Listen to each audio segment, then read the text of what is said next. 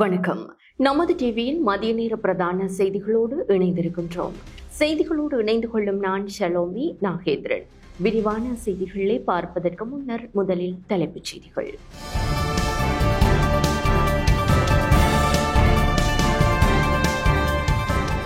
பாராளுமன்றத்தில் அமளி துமளி, ஸ்ரீதரனின் உரைக்கு இடையூறு, கொந்தளித்தார் அர்ஜுனா எம்பி.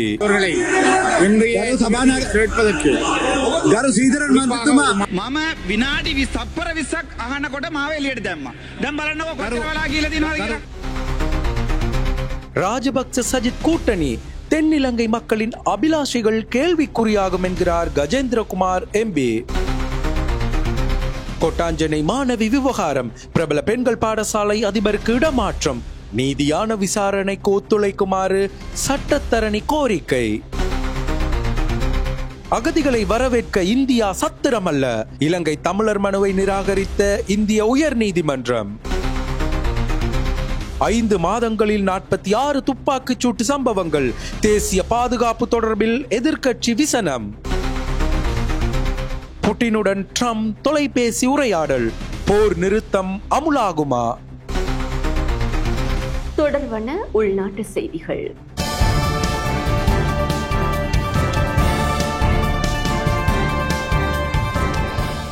இன்றைய பாராளுமன்ற அமர்வில் பாராளுமன்ற உறுப்பினர் ஸ்ரீதரனை பேச விடாது அமளி துமளி ஏற்பட்டது. சபாநாயகர் அவர்களே, பாராளுமன்ற நிலையற் கட்டளை 27(2) கீழ் பிரதம அமைச்சரும் கல்வி, உயர்கல்வி மற்றும் தொழிற்கல்வி அமைச்சருமான கௌரவ கலாநிதி கருணி அமரசூரிய அவர்களை இன்றைய கேட்பதற்கு குறித்த ஒரு பாடத்திற்கு நிலவும் ஆசிரியர் மற்றும் அடிப்படையிலேயே கல்லூரிகளுக்கான அனுமதிகள் வழங்கப்படுகின்றன என்பதை அடிப்படையில் மாணவர்கள்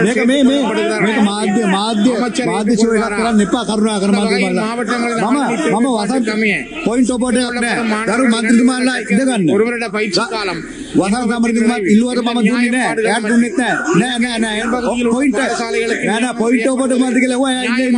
என்பதை அமைச்சர் சபைக்கு அறிவிப்பார். போக்குவரத்து, தங்குமிடம், தனிமனித பாதுகாப்பு உள்ளிட்ட எந்த விடயங்களும் கருத்தில் கொள்ளப்படாது. நீண்ட தூர பிரதேசங்களுக்கு සිංහලින් කියන්න මේක මම විනාඩි 20ක් අහනකොට මාව එළියට දැම්මා. දැන් බලන්නකො කොච්චර වෙලා ගිහලා දිනවද කියලා. ගරු මන්ත්‍රීතුමා පොයින්ට් පොඩ ගන්න. ගරු සීතර මන්ත්‍රීතුමා ඔබතුමා කතා කරන්න. ගෞරව ராஜபக்சகளுடன் சஜித் இணைந்தால் தென்னிலங்கை மக்களின் அரசியல் அபிலாஷை கேள்விக்குறியாகும் என பாராளுமன்ற உறுப்பினர் கஜேந்திரகுமார் பொன்னம்பலம் தெரிவிக்கின்றார். ஐக்கிய மக்கள் சக்தி ஸ்ரீலங்கா பொதுஜன பெரமுனவுடன் இணைந்து உள்ளூராட்சி மன்றங்களில் ஆட்சி அமைக்குமானால் தென்னிலங்கை மக்களின் அரசியல் அபிலாஷை கேள்விக்குறியாகும் என தமிழ் தேசிய மக்கள் முன்னணியின் தலைவரும் பாராளுமன்ற உறுப்பினருமான கஜேந்திரகுமார் பொன்னம்பலம் தெரிவித்துள்ளார். மட்டக்களப்பில் வைத்து அவர் இந்த விடயத்தினை குறிப்பிட்டுள்ளார். அத்துடன் ஐக்கிய மக்கள் சக்தி ஸ்ரீலங்கா பொதுஜன பெரமுனவை கலந்துரையாடலுக்கு அழைத்தமையினால் தாங்கள் பலத்த ஏமாற்றத்திற்கு உள்ளாகியுள்ளதாகவும் பாராளுமன்ற உறுப்பினர் கஜேந்திரகுமார் பொன்னம்பலம் குறிப்பிட்டுள்ளார். தெற்குல உண்மையிலே இந்த மக்கள் இன்னும் ஒரு விரக்தி நிலைக்குத்தான் தள்ளப்பட போகிறார்கள். தேசிய மக்கள் சக்தி கொடுத்த வாக்குறுதிகள் அனைத்தையும் நிறைவேற்ற முடியாமல் இன்றைக்கு அவர்களுடைய வாக்கு வங்கியில கிட்டத்தட்ட அரைவாசி குறைஞ்சிச்சு.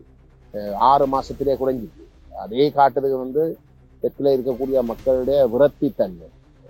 இது அதுக்கு ஒரு மாற்றாக வளரக்கூடிய எஸ்ஜேபியும் எந்த விதமான அறவும் இல்லாமல் நடந்து கொள்ற மாதிரி முட்டுக்கட்சியை கூப்பிட்டு ஆட்சி அமைக்கிறதுக்கு பேசுறதென்றால் நான் நினைக்கிறேன் தென்னிலங்கையில் இருக்கக்கூடிய மக்களுடைய அரசியல் அபிலாஷைகள் என்பது ஒரு மிகப்பெரிய ஒரு கேள்விக்குறியாகத்தான் மாறும்.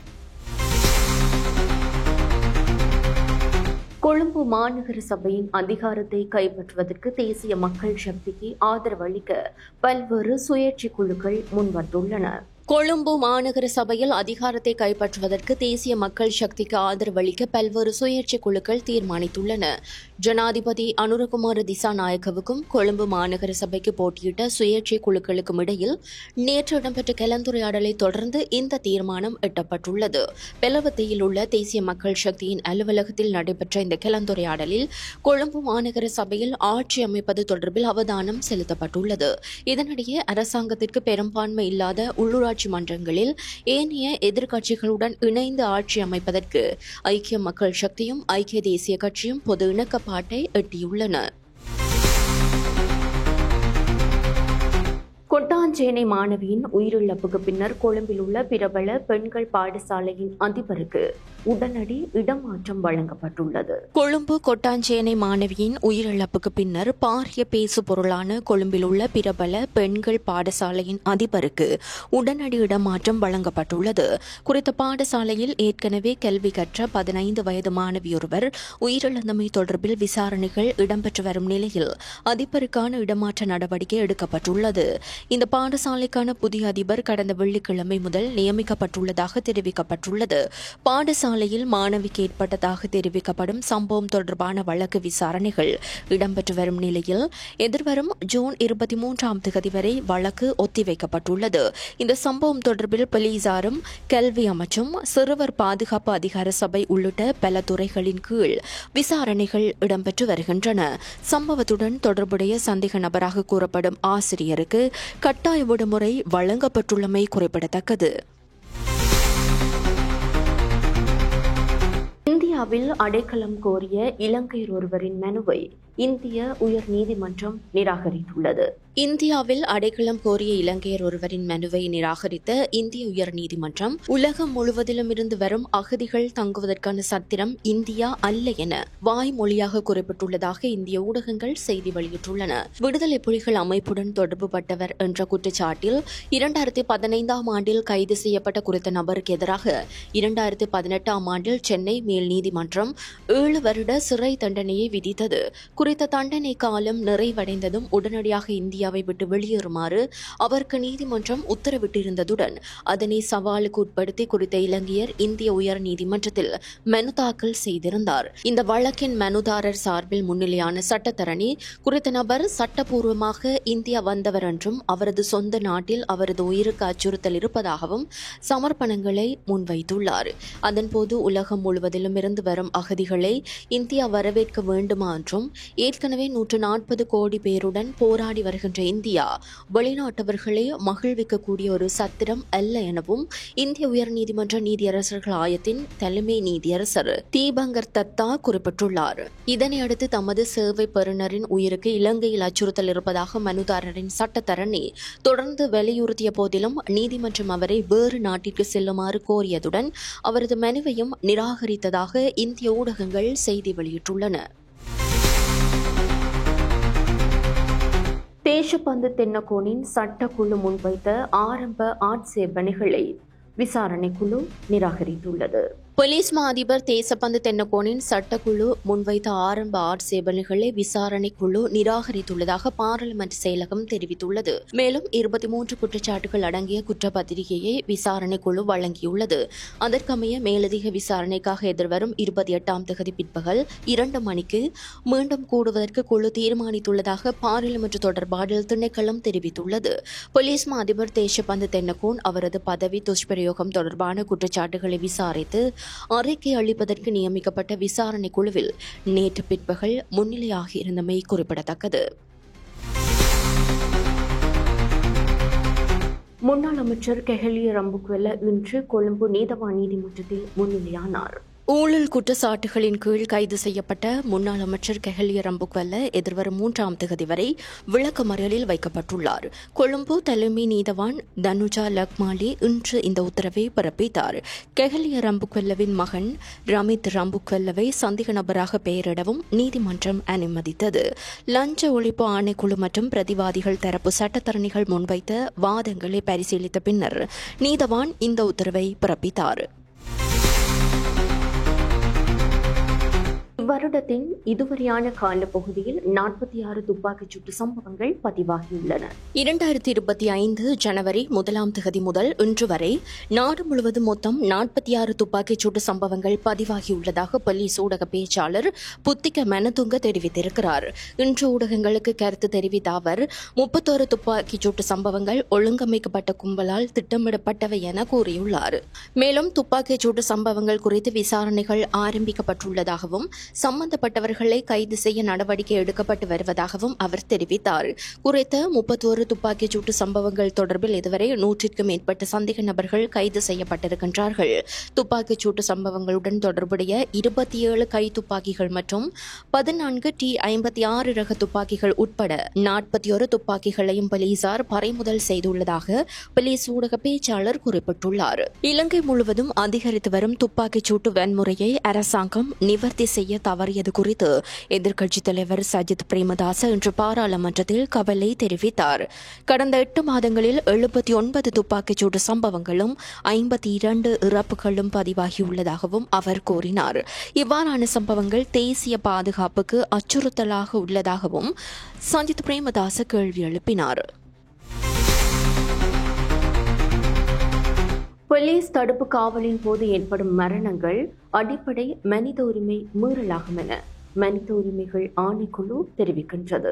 2020 ஆண்டு முதல் கடந்த மாதம் 1 வரையான காலப்பகுதியில் போலீசாரின் தடுப்பு காவலின் போது 49 மரணங்கள் பதிவாகியுள்ளதாக இலங்கை மனித உரிமைகள் ஆணைக்குழு தெரிவித்துள்ளது. தடுப்பு காவலின் போது ஏற்படும் மரணங்களை தடுப்பதற்காக மனித உரிமைகள் ஆணைக்குழு முன்வைத்துள்ள வழிகாட்டல்கள் மற்றும் பரிந்துரைகள் குறித்து போலீசாருக்கு தெரிவிக்கும் வகையில் நடைபெற்ற ஊடகவியலாளர் சந்திப்பின் போது ஆணைக்குழுவின் தலைவர் தெஹிதனி இதனை தெரிவித்துள்ளார். குறித்த காலப்பகுதியில் போலீசாருடனான மோதலில் 30 உயிரிழப்புகள் பதிவு செய்யப்பட்டுள்ளதாகவும் அவர் குறிப்பிட்டுள்ளார். இலங்கை மனித உரிமைகள் ஆணைக்குழுவின் தலைவர் தெஹிதனிய மேலும் தெரிவிக்கையில் பெரும்பாலான மரணங்கள் மேல் மாகாணத்தில் உள்ள போலீஸ் நிலையங்கள் அல்லது போலீஸ் பிரிவுகளில் பதிவு செய்யப்பட்டுள்ளன. பல்வேறு குற்றச்சாட்டுகளின் கீழ் கைது செய்யப்படும் சந்தேக நபர்களின் உயிரை பாதுகாப்பது போலீஸ் அதிகாரிகளின் பொறுப்பாகும். கடந்த சில நாட்களாக போலீஸ் நிலையங்களில் தடுத்து வைக்கப்படும் சந்தேக நபர்களும் போலீசாரால் கைது செய்யப்படும் சந்தேக நபர்களும் உயிரிழக்கும் சம்பவங்கள் பல இடம்பெற்று வருகின்றன. அது அடிப்படை மனித உரிமை மீறலாகும். ஒவ்வொரு தனி மனிதனுக்கும் உயிர் வாழும் உரிமை உண்டு. கைது செய்யப்படும் சந்தேக நபர்கள் குற்றவாளியா இல்லையா என்பதை உறுதி செய்வதும் குற்றவாளிகளுக்கு உரிய தண்டனைகளை வழங்குவதும் சட்டத்தின் பொறுப்பாகும். அதேபோன்று கைது செய்யப்படும் சந்தேக நபர்களின் உயிரை பாதுகாப்பது போலீஸ் அதிகாரிகளின் பொறுப்பாகும் என இலங்கை மனித உரிமைகள் ஆணைக்குழுவின் தலைவர் குறிப்பிட்டிருக்கிறார். மின் கட்டணத்தை குறைப்பதற்கு வழி இருந்தும் ஏன் அதிகரிக்க வேண்டும் என மின்சார நுகர்வோர் சங்கம் கேள்வி எழுப்பியுள்ளது. இலங்கை மின்சார சபை 18.3% மின்சார கட்டணத்தை அதிகரிக்க முன்மொழிந்துள்ள போதிலும் மின்சார கட்டணத்தை குறைந்தபட்சம் 20% குறைப்பதற்கான வழி இருப்பதாக மின்சார நுகர்வோர் சங்கம் தெரிவித்துள்ளது. அந்த சங்கத்தின் பொதுச் செயலாளர் சஞ்சீவ தம்மிக்க இதனை தெரிவித்துள்ளார். மின்சார சபை கடந்த 2023 ஆண்டு 57 பில்லியன் ரூபாவையும் 2024 ஆண்டு 144 பில்லியன் ரூபாவையும் இலாபமாக ஈட்டியது. இந்த வருடம் ஜனவரி மாதத்தில் 22% கட்டண குறைப்பை தொடர்ந்து இலங்கை பொது பயன்பாடுகள் ஆணைக்குழு மின்சார சபையின் 200 பில்லியன் ரூபாவிலிருந்து 51 பில்லியன் ரூபாவை 6 மாத காலத்திற்கு பயன்படுத்த அனுமதி. எனினும் 18 மில்லியன் ரூபாவை மாத்திரமே மின்சார சபை பயன்படுத்திய போதிலும் சுமார் 183 பில்லியன் ரூபாய் மீதமுள்ளது. இந்நிலையில் எதற்காக மின்சார கட்டணத்தை அதிகரிக்க வேண்டும் என மின்சார நுகர்வோர் சங்கத்தின் பொதுச் செயலாளர் சஞ்சீவ தம்மிக்க கேள்வி எழுப்பியுள்ளார்.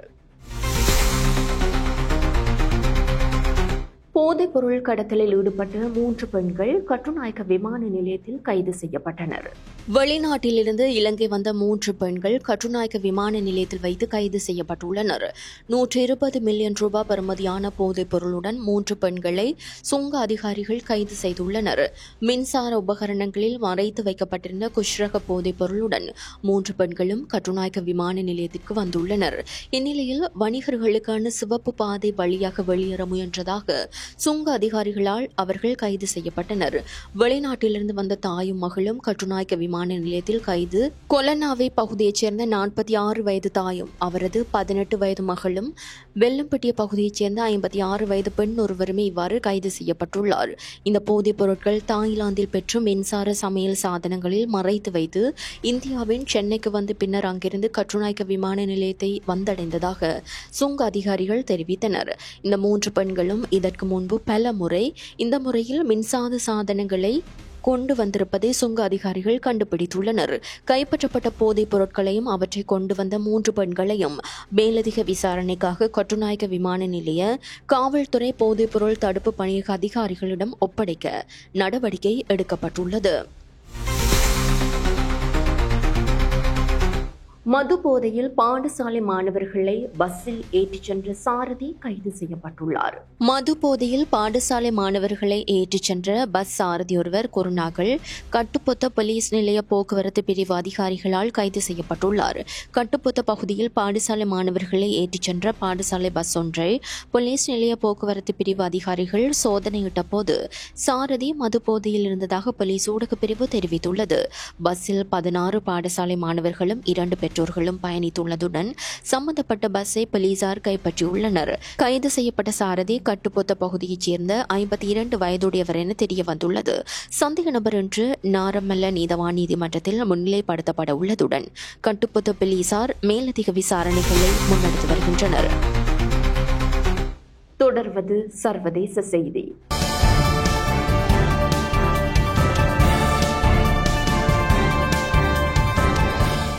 ரஷ்ய உக்ரைன் போரை முடிவுக்கு கொண்டுவரும் முயற்சியில் அமெரிக்க ஜனாதிபதி டொனால்ட் ட்ரம்ப் ஈடுபட்டுள்ளார். ரஷ்யாவும் உக்ரைனும் போர் நிறுத்தம் மற்றும் போரை முடிவுக்கு கொண்டு வருவதற்கான பேச்சுவார்த்தைகளை உடனடியாக ஆரம்பிக்கும் என அமெரிக்க ஜனாதிபதி டொனால்ட் ட்ரம்ப் தெரிவித்துள்ளார். ரஷ்ய ஜனாதிபதி விளாடிமிர் புட்டினுடன் இடம்பெற்ற தொலைபேசி கலந்துரையாடலின் போது அவர் இதனை குறிப்பிட்டுள்ளார். குறித்த தொலைபேசி கலந்துரையாடல் 2 மணி நேரம் இடம்பெற்றதாக தெரிவிக்கப்படுகிறது.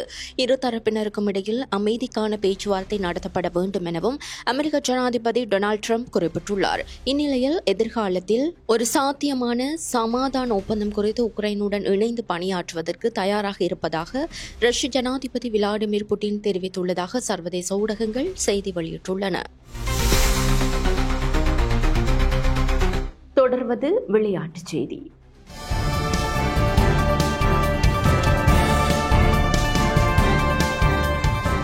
IPL 62வது போட்டியில் முன்னாள் சாம்பியன்களான சென்னை சூப்பர் கிங்ஸ் மற்றும் ராஜஸ்தான் ராயல்ஸ் அணிகள் இன்று மோதுகின்றன.